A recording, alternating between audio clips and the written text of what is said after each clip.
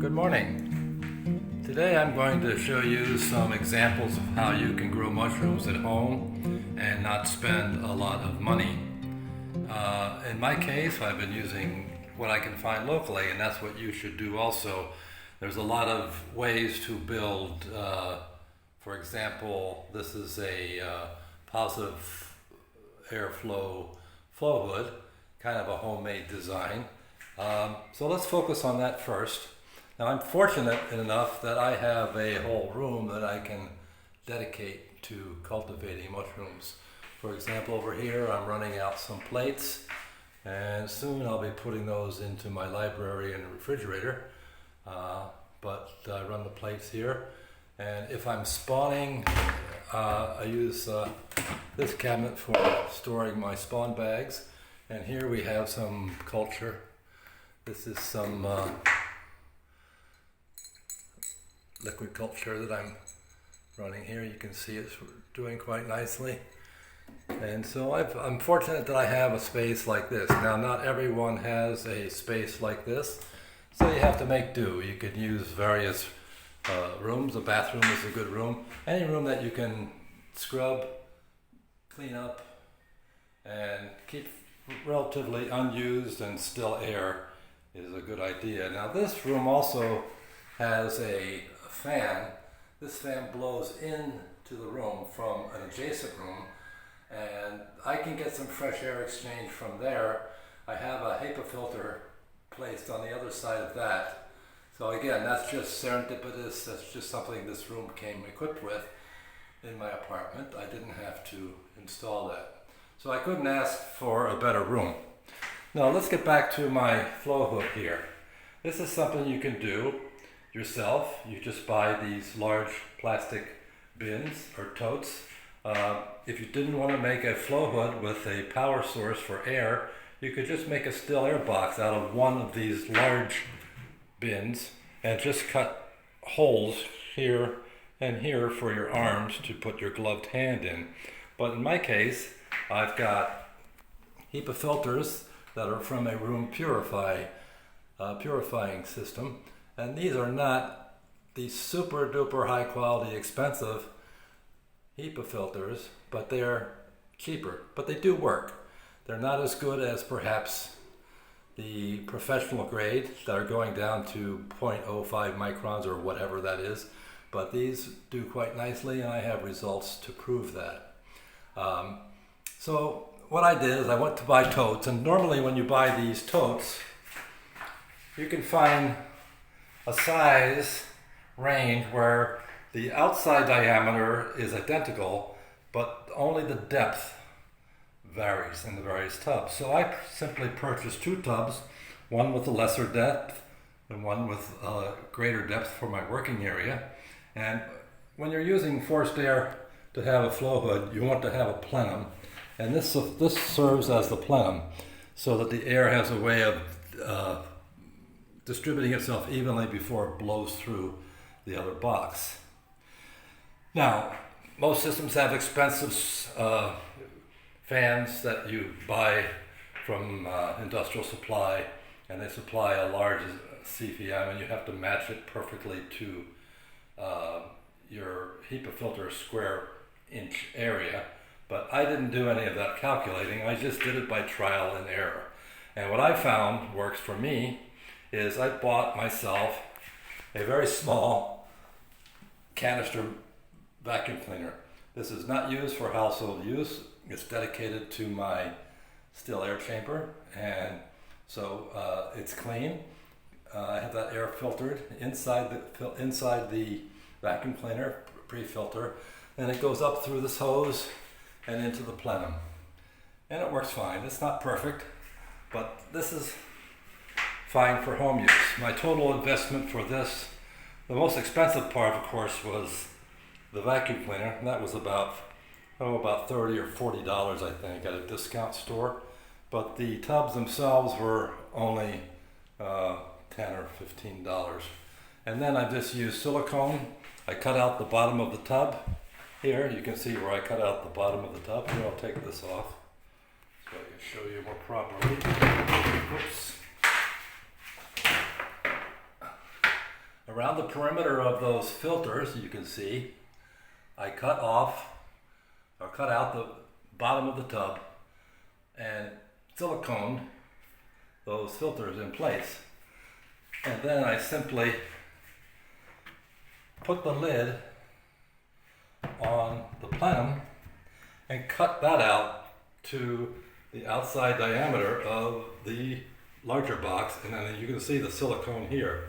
It's a force fit, and then I use silicone clear sealant to make it perfectly airtight. So that's all there is to it. And it works fine. I get a little bit of contamination, but really it's rare, and mostly to do with my sterile technique, not the filter. The idea is that when you're using the filter, I would turn it on, but it's so noisy. If you have a little torch, for example, an alcohol lamp here, I have an alcohol lamp. You can use this to test your airflow. When you have the thing running, you hold the alcohol lamp close to the filter, and the flame should be blowing anywhere from a 45 to 90 degree angle, and an even pattern wherever you move it. So you want to use, in this case, if you're using a makeshift box like this, you want to pick an area where the flow is strong enough to give you a laminar flow across your working area. Now, so I simply went and bought some trivets at a discount store. I placed a little silicone on the feet, and I place these in here. They don't slip around. These are stainless steel. I can sterilize them easily, and then I can work right on these surfaces. If I need more of a flat area, I have this, which is not very clean right now, but I have these plastic cutting boards that can be easily, get the focus on it, can easily be sterilized, and get the focus, then they can be used for a larger platform. So all in all, it's pretty versatile. It works fine for me, and this is something you can do yourself for very cheap. You don't have to use a vacuum cleaner. You could use a leaf blower if you wanted. They have those small, cheap leaf blowers at discount stores, and they would work as well. And those you could mount right here on top of your box. So that's just one example of how you can construct a laminar flow cabinet of sorts on your own. So that's that. Now these are my boxes, my grow boxes. I have various sizes. You've seen this before. There's no rocket science about these. Most of them have, as you can see, ventilation holes in them. Some are big, some are small. I find that the size of the holes does not make a difference too much. It's just a matter of learning what the mycelium needs and your ability to sense how the moisture content is. And once you grow a few batches, you'll understand the required moisture content of both your cocoa coir, if that's what you're using for a medium, and also the fresh air exchange, how often you need to fan or not fan. Now, you don't have to fan. Some people don't fan at all. They lock their fertilized, or I should say inoculated substrate into their boxes, put the lids on, and don't do anything until the mushrooms are harvested. That's fine if you have proper FAS, fresh air exchange. I don't do that because I find I like to be proactive. I like to go in there and feel like I'm doing something. With mushrooms, it's best that you don't do too much. Just watch and be patient. I am very impetuous, so if I have something to do, I'm happy. So I'd rather be in charge of the FAS myself rather than just lock the lids on and let them go. So I do that. As far as temperature and humidity control, bought a cheap thermometer that monitors my temperatures. My ambient temperatures in here are normally about this. This is centigrade. So that's about 80 degrees. a little warm for mushrooms, but it works okay. It's in the upper end of the temperature range for fruiting, but I'm getting fairly good results. And humidity is very good. I'm getting around 87% right now.